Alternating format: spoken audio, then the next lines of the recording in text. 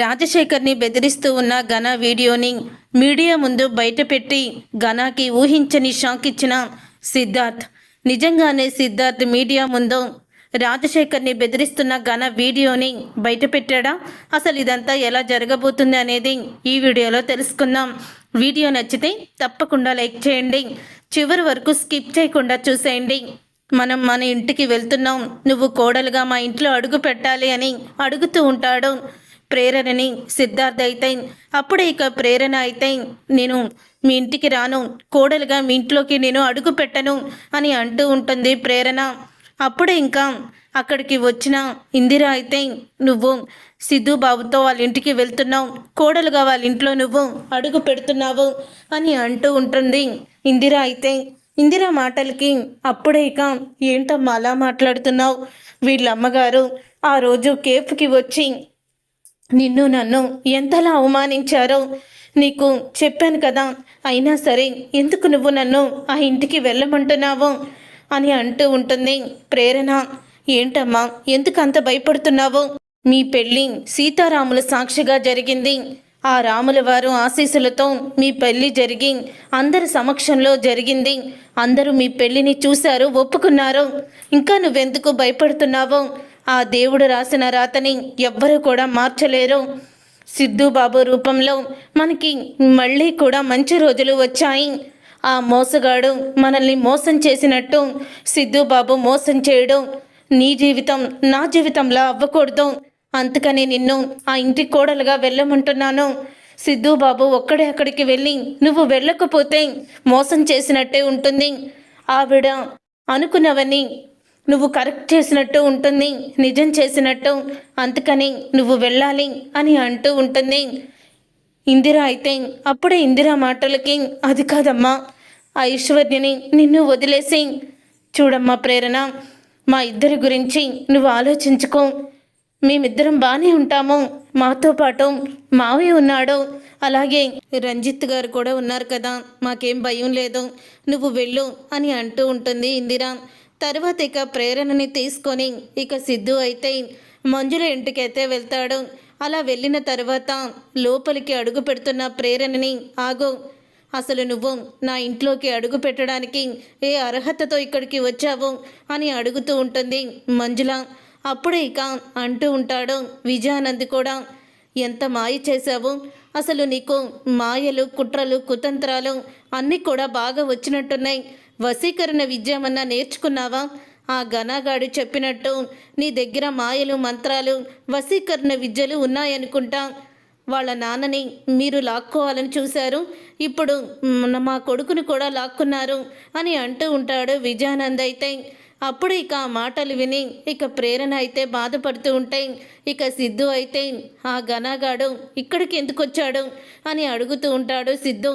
అప్పుడే ఇక ఆ మాట విని విజయానందం మీ ఇద్దరు పెళ్లి చేసుకున్నారని చెప్పడానికి వచ్చాడు అని అనగానే, అసలు ఆ ఘన చేసిన మోసాన్ని మీరు మర్చిపోయారా?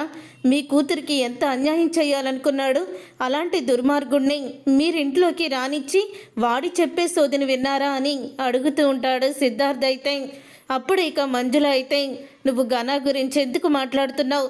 నువ్వు చేసిన పనేంటి? కన్న తల్లి బ్రతుకుందనుకున్నావా, చచ్చిపోయిందనుకున్నావా? ఈ అనామకురాల మెడలో తాలి కట్టి దీన్ని ఇంటికి తీసుకొస్తే నేను కోడలుగా ఒప్పుకుంటానని నువ్వెలా అనుకున్నావు అని అడుగుతూ ఉంటుంది మంజుల. అయితే ఇక మంజుల మాటలకి అప్పుడే ఇక అంటూ ఉంటాడు సిద్ధార్థ్. అయితే ప్రేరణని నేను ప్రేమించాను, అందుకే పెళ్లి చేసుకున్నాను, తను అనామకురాలు కాదు అని అంటూ ఉంటాడు సిద్ధు.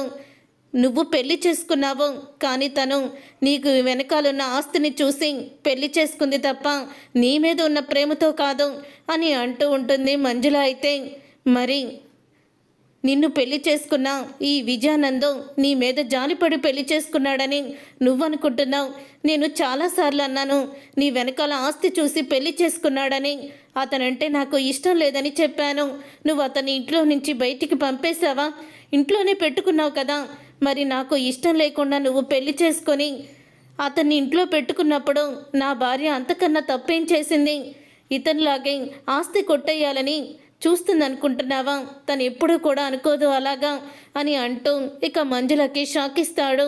చూసావా మంజు, తిరిగి నిన్ను ఏ కొడుకు కూడా ఏ తల్లిని అనరాని మాటలు అంటున్నాడో అని అంటూ ఉంటాడు. విజయానంద్ అయితే ఎప్పుడు మమ్మల్ని కలవనిచ్చావు గనక, ఎప్పుడు నన్ను మా అమ్మని దూరం చేయడానికే కదా ప్రతిరోజు కూడా నువ్వు ప్రయత్నిస్తూనే ఉన్నావు. అలా ప్రయత్నిస్తున్నావు కాబట్టే నీ కూతుర్ని మోసం చేసి పెళ్లి చేసుకోవాలనుకున్నా ఆ దరిద్రుణ్ణి ఇంట్లోకి రానిచ్చి వాడు చెప్పే మాయ మాటలు ఇంకా మీరు నమ్ముతున్నారు. మిమ్మల్ని చూస్తుంటే నాకు జాలేస్తుంది అని అంటూ ఉంటాడు సిద్ధార్థ్ అయితే. అప్పుడు ఇక ఆ మాట విని విజయానంద్ అయితే నువ్వు ఎందుకు ఆ గణాన్ని అంటున్నావు? ఇప్పుడు నువ్వు ఆ అమ్మాయిని ఇంట్లోకి తీసుకురావడానికి మేము ఒప్పుకోము అని విజయానంద్ అంటూ ఉంటే అప్పుడు ఇక మంజుల అయితే మీ నాన్న చెప్పింది నేను చెప్తున్నాను, ఆ అమ్మాయిని నేను ఎట్టి పరిస్థితుల్లో కోడలుగా ఒప్పుకోను అని అంటూ ఉంటుంది. ఏం చెప్పావు నువ్వు? నాకేమని మాట ఇచ్చావు? నీ కొడుకు జోలికి నేను రాను అంటూ ఆ రోజు కేఫ్లో నేను కొంగు చాటి అడిగితే నాకు మాట ఇచ్చి ఈరోజు నా కొడుకుని నాకు దూరం చేసావు కదా అని అంటూ ఉంటుంది మంజుల అయితే. అప్పుడు ఇక ప్రేరణ అయితే ఏమీ మాట్లాడకుండా అలా మౌనంగా మంజుల అనే మాటల్ని భరిస్తూ ఉంటుంది. అప్పుడు ఇక సిద్ధార్థ్ అయితే ఆ రోజు నువ్వు కూడా ఏ ఆడదాన్ని కూడా అనరాని మాటలు నీ కూతురు లాంటి ప్రేరణని అన్నావు కదమ్మా, మరి ఆ రోజు నీకు అనిపించలేదా? ఒక పక్క నీ భర్త నువ్వు ప్రేరణని ఇష్టం వచ్చినట్లు చెప్పుడు మాటలు విని నోటుకొచ్చినట్లు మాట్లాడారు. తన పుట్టుక గురించి వాళ్ళ అమ్మ గురించి కూడా మాట్లాడారు. తిరిగి ప్రేరణ నిన్ను అడుగుంటే ఏం చేసేవా దానివి? భర్త చనిపోయిన ఒక నెలకే మళ్ళీ పెళ్లి చేసుకున్నారు, మరి మిమ్మల్ని ఏమనాలి అని తను కూడా మిమ్మల్ని నిలదీస్తుంటే సమాధానం ఏం చెప్పేదానివమ్మా అని అడుగుతూ ఉంటాడు సిద్ధు అయితే. అప్పుడే చూసావా ఎలాగ సిద్ధార్థని రెచ్చగొడుతుందో మన మీదకి అని అంటూ ఉంటుంది విజయానందం. మాస్టారు ఏంటి మీరు మాట్లాడేది? అసలు తను వచ్చిన దగ్గర నుంచి ఒక్క మాట అయినా చెప్పిందా? ఒక్క మాట అయినా తను మాట్లాడిందా అని అడుగుతూ ఉంటాడు. రే అదంతా అనవసరం, తండ్రి ఎవరో తెలియని ఇలాంటి దాన్ని తీసుకువచ్చి నా ఇంటి కోడల్ని చేస్తానంటే నేను అస్సలు కూడా ఒప్పుకోను అని అంటూ ఉంటుంది మంజు. ఆ మాట విని సిద్ధార్థ్ అయితే వాళ్ళ నాన్న ఉన్నాడు కానీ వీళ్ళని తన పిల్లలని ఒప్పుకోవడం లేదు అంతే అని అంటూ ఉంటే అప్పుడు ఇక వాళ్ళ నాన్నకి పుట్టిన వాళ్ళు కాదు కాబట్టి ఆ రాజశేఖర్ పిల్లలు కాదు కాబట్టే ఒప్పుకోలేదు అని చెప్తూ ఉంటుంది మంజు. ఆ రాజశేఖర్కి వీళ్ళు పుట్టారని తెలిస్తే తనని నువ్వు కోడలుగా ఒప్పుకుంటావా అని అడుగుతూ ఉంటాడు సిద్ధార్థ్ అయితే. అప్పుడు ఇక మంజు అయితే సరేరా, నువ్వు గనక నిరూపిస్తే ఖచ్చితంగా ప్రేరణని నేను కోడలుగా ఒప్పుకుంటాను. వీళ్ళు రాజశేఖర్ రక్తం పంచుకొని పుట్టిన వాళ్లే అని రాజశేఖర్ తాళి కట్టింది ఇందిరాకి, కానీ ఇందిరా కూడా రాజశేఖర్ చేత తాళి కట్టించుకొని భార్య అయ్యి వీళ్ళని కనిందని చెప్పి నువ్వు కానీ నిరూపిస్తే ఖచ్చితంగా నేను తనని కోడలుగా ఒప్పుకుంటమే కాదు వీళ్ళమ్మకి నేను క్షమాపణ కూడా చెప్తాను అని మంజు అయితే అంటూ ఉంటుంది. అప్పుడు ఇక విజయానంద్ అయితే మంజు అని అనగానే మీరు ఆగండి, ఏరా నిరూపిస్తావా అని అడుగుతూ ఉంటే నిరూపిస్తాను, నిరూపించిన తర్వాతే ప్రేరణని తీసుకొని మళ్ళీ ఇంట్లోకి నేను అడుగు పెడతాను అని అంటూ ఉంటాడు సిద్ధార్థ్ అయితే. ఒకవేళ నిరూపించకపోతే నువ్వు కట్టిన తాళే కాదు, నువ్వు చేసుకుంది పెళ్ళే కాదు, తనని వదిలేసి నువ్వు మాత్రమే ఇంట్లోకి అడుగు పెట్టాలి. ఈ షరతుకు ఒప్పుకో ఉంటేనే నేను కూడా ఒప్పుకుంటాను అని అంటూ ఉంటుంది మంజు. సరే తప్పకుండా ఒప్పుకుంటున్నాను అని అనగానే అప్పుడే ఇక ప్రేరణ అయితే సిద్ధు వంక అలా చూస్తూ ఉండిపోతుంది. ఇక తర్వాత సిద్ధు ప్రేరణ తీసుకొని మళ్ళీ ఇందిరా ఇంటికైతే వెళ్ళిపోతాడు. ఏంటి నువ్వు అంతలా మాట ఇచ్చేసావు అని అడుగుతూ ఉంటే ఏంటండి మీరెందుకు అలా కంగారు పడిపోతున్నారు? అక్కడ రాజశేఖరే నా పిల్లలు కాదు అని అతను చెప్పిన తర్వాత మరి మళ్ళీ ఎందుకు ఒప్పుకుంటాడు తన పిల్లలేనని అని అంటూ ఉంటుంది మంజు. ఇక మంజు అన్న మాటకి నీకు తెలియదు మంజు, ఆ సిద్ధుగాడు చాలా మాయలోడు. ఏదైనా మాయ చేసి ఆ రాజశేఖర్ చేత నిజాన్ని బయట పెట్టిచ్చేస్తాడు. ఆ ఇందిరే రాజశేఖర్ భార్య, తాళి కట్టిన భార్య అని నాకు కూడా తెలుసు. కానీ తెలిసి నీకు చెప్తే మాత్రం నిజాలు కూడా అన్నీ బయటికి వస్తాయి. అప్పుడు నేను చేసిన కుట్రలు కుతంత్రాలు కూడా నీకు తెలిసిపోతాయి. అందుకని నేను కూడా ఏమీ మాట్లాడలేకపోతున్నాను అని అంటూ ఉంటాడు. విజయానంద్ అయితే మనసులో అనుకుంటూ ఉంటాడు. తర్వాత ఇంకా ఎలాగైనా సరే నేను సిద్ధార్థ్తో మాట్లాడాలి, సిద్ధుని కలవాలి అని అనుకుంటూ ఉంటాడు రాజశేఖర్. తర్వాత ఇంటికి సుధా అయితే వస్తాడు. సుధా వచ్చిన తర్వాత అప్పుడే ఘన ఈశ్వరి లేనప్పుడు ఇక రాజశేఖర్ అయితే సుధా దగ్గరికి వచ్చి, సుధా నేను అర్జెంటుగా సిద్ధుతో మాట్లాడాలి, ఎవరికి తెలియకుండా సాయంత్రం పార్క్ దగ్గరికి రమ్మను అని అంటూ ఉంటాడు. సుధాతో చెప్తూ ఉంటాడు. రాజశేఖర్ అయితే సరే అలాగే చెప్తాను బావగారు అని అంటూ ఉంటాడు సుధా. తర్వాత ఇక సుధా అయితే వెళ్ళి సిద్ధార్థ్తో, నిన్ను రాజశేఖర్ గారు ఎందుకో పర్సనల్గా కలవాలని అంటున్నారు బాబు అని అంటూ ఉంటాడు.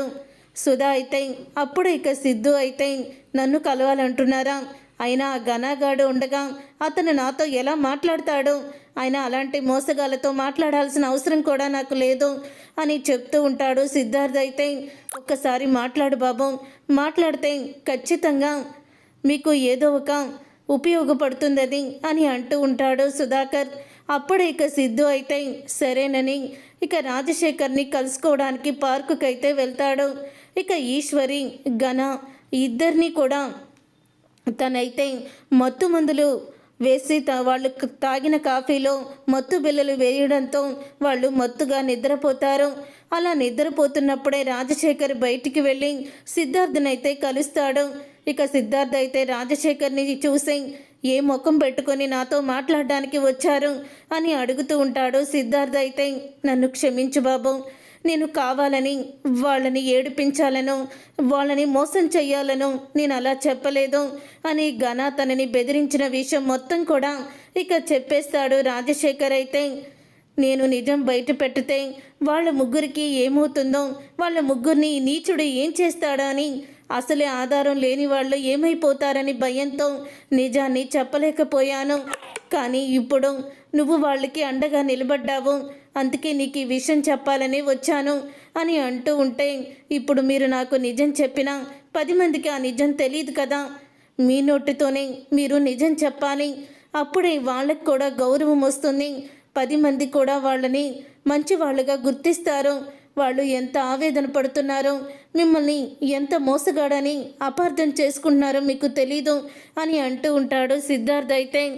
అప్పుడు ఇక సిద్ధార్థ్ అయితే ఘన మిమ్మల్ని బెదిరించి ఎలాగైతే మీ నోరు మూయించాడో ఘన నోరు కూడా నేను అలాగే మూయిస్తాను, నేను చెప్పినట్టు చెయ్యండి, నేను చెప్పినట్టు చేస్తే ఖచ్చితంగా ఆ ఘనాకి అది షాకే అవుతుంది అని అంటూ ఉంటే, సరే బాబు నువ్వు చెప్పినట్టు నేను చేస్తాను అని అంటూ ఉంటాడు రాజశేఖర్. అప్పుడు ఇక తను ప్లాన్ ఏంటో చెప్తాడు సిద్ధు అయితే. ఇక ప్లాన్ చెప్పడంతో అప్పుడు ఇక అంటూ ఉంటాడు రాజశేఖర్, నీ ఐడియా బాగానే ఉంది బాబు, ఆ భగవంతుడి దయ వల్ల నువ్వు చెప్పినట్టే జరిగితే నా కూతుర్లకి నా భార్యకి కూడా న్యాయం జరుగుతుంది, ఈ ఘన పొగరు కూడా దిగిపోతుంది అని అంటూ ఉంటాడు రాజశేఖర్. తర్వాత ఇక రాజశేఖర్ అయితే ఇక ఇంటికైతే వెళ్ళిపోతాడు. అలా వెళ్ళిపోయి ఇక బెడ్రూమ్లో పడుకొని ఉంటాడు. ఈలోగా స్పృహలోకి వచ్చిన ఘన, ఇదేంటి ఇంత మొత్తుగా పడుకున్నాను, అమ్మ కూడా పడుకుందేంటి, మమ్మీ లే మమ్మీ అని అంటూ ఉంటాడు. ఈశ్వర్ని ఏంట్రా ఇంత మొత్తుగా పడుకున్నామేంటి అని అంటూ ఉంటుంది ఈశ్వరి. ఇంతకీ నీ భర్త గదిలోనే ఉన్నాడంటావా, లేకపోతే మనకేదైనా మొత్తించి బయటికి పోయాడంటావా అని అంటూ గబగబా పరిగెత్తుకుంటూ గదిలోకి వెళ్ళి చూస్తాడు. అప్పుడు ఇక రాజశేఖర్ నిద్రపోతున్నట్టు నటిస్తాడు. ఇక రాజశేఖర్ కూడా నిద్రపోతూ ఉన్నాడంటూ అప్పుడే ఇక ఘన అయితే ఇతను కూడా మత్తుగా పడుకున్నాడు, అయితే ఏదో కలిసింది కాఫీలో, అందుకే అందరం కూడా మత్తుగా నిద్రపోయాము అని అనుకుంటూ ఉంటాడు ఘన. తరువాత ఇక నిద్ర లేచి వచ్చినట్టు ఇక రాజశేఖర్ అయితే వస్తాడు కిందకి. ఇక కిందకి వచ్చి నేను వెళ్తున్నాను అని అంటూ ఉంటాడు. ఎక్కడికి నువ్వు వెళ్ళేది అని అనగానే, నా భార్య పిల్లల దగ్గరికి నేను వెళ్తున్నాను, ఇప్పటి వరకు నువ్వు వాళ్ళని ఏం చేస్తావో అని నేను భయంతో ఉండేవాణ్ణి, కానీ ఇప్పుడు మాత్రం నాకు ఆ భయం లేదు, ఎందుకంటే మాకు అండగా సిద్ధు ఉన్నాడు. సిద్ధు ఉన్నంతసేపు నేను ఎవ్వరికి కూడా భయపడాల్సిన అవసరం లేదు అని రాజశేఖర్ అయితే అంటూ ఉంటాడు. ఏంటి ఆ సిద్ధు ఏమన్నా పెద్ద హీరో అనుకుంటున్నావా? ఆ సిద్ధుగాడు నేను నీ భార్యని నీ పిల్లల్ని చంపుతూ ఉంటే చూస్తూ ఉండడం తప్ప ఏమీ చెయ్యలేడు. నువ్విప్పుడు వెళ్ళి ఇందిరా నేను తాళి కట్టిన నా భార్య ప్రేరణ, ఆ ఐశ్వర్య నా రక్తం పంచుకొని పుట్టిన నా పిల్లలు అంటూ నువ్వు వెళ్ళి అందరి ముందు బయట పెడితే నేను మా అమ్మ ఏం చెయ్యాలి? వాళ్ళు నీ గురించి చెప్పిన మాటలన్నీ నిజమేనని, నువ్వే అసలైన ప్రేరణ ఐశ్వర్య తండ్రివని చెప్తే అందరూ కూడా అప్పుడు మమ్మల్ని చీ అని చీ కొడతారు. ఇప్పటి వరకు ఎందుకు అబద్ధం చెప్పావంటే అప్పుడు నువ్వు నన్ను నా కొడుకు బెదిరించాడు, నా కూతుర్ని నా భార్యని చంపేస్తానన్నాడు, అందుకే నిజం చెప్పలేదంటూ అందరి ముందు నిజాన్ని చెప్పేనన్నా చెప్పేస్తావు. నీకు ఈ కొడుకుల కన్నా ఆ కూతుర్లే ఎక్కువ, ఈ భార్య కన్నా ఆ భార్య అంటేనే ఎక్కువ ఇష్టం అని అంటూ ఘన అయితే తన నోటితోనే నిజాలను బయట పెడతాడు. అప్పుడే ఇక అదంతా కూడా విని రాజశేఖర్ నవ్వుకుంటూ ఉంటాడు. ఇంతలో ఈశ్వరి అయితే చూడండి, మీరు తన మెడలో తాళి కట్టిన విషయం నాకు ఘనాకి మాత్రమే తెలుసు. వాళ్ళిద్దరూ కూడా మీ రక్తం పంచుకుని పుట్టిన పిల్లలని కూడా తెలుసు. కానీ ఈ విషయం ఎవ్వరికీ తెలియకూడదనే కదా మిమ్మల్ని బెదిరించి వాళ్ళని చంపేస్తామని బెదిరించి మిమ్మల్ని ఇంట్లో కూర్చోబెట్టింది. ఇప్పుడేమో ఆ సిద్ధుగాడి ప్రేరణ మెడలో తాళి కట్టంగానే మీకు మాత్రం ఎక్కువగా ఆశ పుడుతుందా వెళ్ళిపోదామని అని అడుగుతూ ఉంటుంది. అప్పుడే ఇక ఆ మాట విని అంటూ ఉంటాడు గణ అయితే నువ్వేం చేసినా సరే నేను మాత్రం నిన్ను అక్కడికి వెళ్ళనివ్వను అని అంటూ ఉంటాడు ఘన. కావాల్సి ఉంటే ఆ సిద్ధుని ఆ ప్రేరణని పైకి పంపేస్తాను, వాళ్ళందరినీ చంపేసి నేను మనశ్శాంతిగా బ్రతుకుతాను అని అంటూ ఉంటాడు. అప్పుడే ఇక రాజశేఖర్ అయితే రే దయచేసి కనీసం వాళ్ళు నా భార్య పిల్లలని అందరికీ తెలిసేలా అన్న చెయ్యండి, నేను వాళ్ళ దగ్గర ఉండను, మీ దగ్గరే ఉంటాను అని అంటూ ఉంటే ఏంటి మళ్ళీ మమ్మల్ని మోసం చెయ్యాలని చూస్తున్నావా? ఇక నువ్వు మా దగ్గర ఉంటే ఏంటి, వాళ్ళ దగ్గర ఉంటే ఏంటి? అందరి ముందు నువ్వు నీ భార్య అని ఆ ఇందిరా ఆ ప్రేరణ వాళ్ళు నీ కూతుళ్ళని చెప్పేస్తే ఇక మాకంటూ విలువే ఉంటుంది అని అంటూ ఉంటాడు ఘన అన్న మాటలకి. అప్పుడే ఇక రాజశేఖర్ అయితే అక్కడి నుంచి లోపలికైతే వెళ్ళిపోతాడు. ఇక వెళ్ళిపోయిన తర్వాత రే ఏంట్రా ఇది, అసలు మీ నాన్నేంటి మళ్ళీ వాళ్ళ దగ్గరికే వెళ్తానంటున్నాడు, అది జరగకూడదు. ఆ ఇందిరా ప్రేరణ చెప్పింది నిజమేనని, ఈ రాజశేఖరే వాళ్ళ నాన్నని ఆ ప్రేరణ అందరి ముందు నిజాన్ని బయట పెట్టకూడదు అని అంటూ ఉంటుంది ఈశ్వరి. తర్వాత ఇక ఎట్టి పరిస్థితుల్లోదే అది జరగదు అని అంటూ ఉంటాడు. కానీ ఘనాకి ఈశ్వర్కి తెలియకుండా వాళ్ళు మత్తులో పడుకున్నప్పుడే అక్కడే ఫోన్ను పెట్టేసి ఇక వీడియో ఆన్ చేసి రాజశేఖర్ వెళ్ళిపోతాడు. మొత్తం కూడా వీడియోలో రికార్డ్ అవుతుంది. వాళ్ళు మాట్లాడుకున్న మాటలన్నీ కూడా వెంటనే వాళ్ళు లేని సమయంలో రాజశేఖర్ అయితే ఇక వీడియోని వెంటనే సిద్ధుకైతే పంపిస్తాడు. అలా సిద్ధుకి పంపించగానే అది చూసి సిద్ధు అయితే ఇక షాక్ అయిపోతూ చాలా ఆనందపడుతూ ఉంటాడు. ఇంతలో మీడియా వాళ్ళందరూ కూడా వస్తారు. మీడియా వాళ్ళు రావడంతో అప్పుడే ఇక సిద్ధు అయితే ఇన్ని రోజులు కూడా ప్రేరణని వాళ్ళ అమ్మని అందరూ కూడా అవమానించారు. ఆ రాజశేఖర్ని తన భర్త అంటుందని మా అత్తయ్య గారి ఇందిరా గారిని అందరూ కూడా నోటికొచ్చినట్లు మాట్లాడారు. ఆ ఘన కూడా ఇంటికి వచ్చి గొడవ చేసి మా అత్తయ్య గారిని నా భార్య పుట్టుక గురించి వాళ్ళు ఎన్నో విధాలుగా అవమానించాడు. మీ అందరికీ కూడా ఇప్పుడు నిజాన్ని చెప్తున్నాను, చూడండి, ఈ వీడియో చూస్తే మీకు అర్థమైపోతుంది అని వీడియోని మీడియా ముందు బయట పెడతాడు. అప్పుడు ఇక వీడియోని ప్రతి ఒక్కరూ కూడా చూస్తారు. అప్పుడు ఇక సుధాకర్ అయితే ఫోన్ చేస్తాడు ఘనాకి. సార్ ఆ సిద్ధు మీడియా ముందు ఏం చెప్తున్నాడో చూడండి అని అంటూ ఉంటే ఆ మాట విని ఒక్కసారి షాక్ అయిపోతూ ఉంటాడు ఘన. ఇక వెంటనే టీవీ ఆన్ చేయంగానే ఘన వీడియోని మీడియా ముందు బయట పెట్టడం, ఆ వీడియో చూడడం అందరూ కూడా చూస్తారు. అది చూసి ఘన ఈశ్వరి షాక్ అయిపోతూ రే ఘన ఇదేంట్రా మనం ఇంట్లో మాట్లాడుకున్న మాటలు ఆ వీడియో ద్వారా వాడి దగ్గరికి ఎలా వెళ్ళింది, ఎవరో పక్కా ప్లాన్గా చేశారా ఇదంతా అని అంటూ ఉంటే అప్పుడే అది చూసి ఘన షాక్ అయిపోతూ ఉంటాడు. ఇక తర్వాత విజయానందం అలాగే మంజుల వీడియో చూసి వాళ్ళు కూడా షాక్ అయిపోతూ ఉంటారు. మనం కూడా ప్రేరణ వాళ్ళని అపార్థం చేసుకున్నాము. ఆ ఘన మాటలు విని ప్రేరణని వాళ్ళమ్మని ఇష్టం వచ్చినట్లు మాట్లాడి చాలా తప్పు చేశాము అని మంజుల అయితే ప్రేరణని కోడలుగా ఒప్పుకుంటుంది. చూసారుగా ఫ్రెండ్స్, రాబోయే కథలో ఖచ్చితంగా ఇలాగే జరగబోతుంది. మరి ఇలాగే జరగాలని మీరైతే కోరుకుంటున్నారా? అయితే వీడియోని తప్పకుండా లైక్ చేయండి. అలాగే మా ఛానల్ని సబ్స్క్రైబ్ చేసుకొని పక్కనే ఉన్న గంట సింబల్పై ఆల్ అని క్లిక్ చేయండి.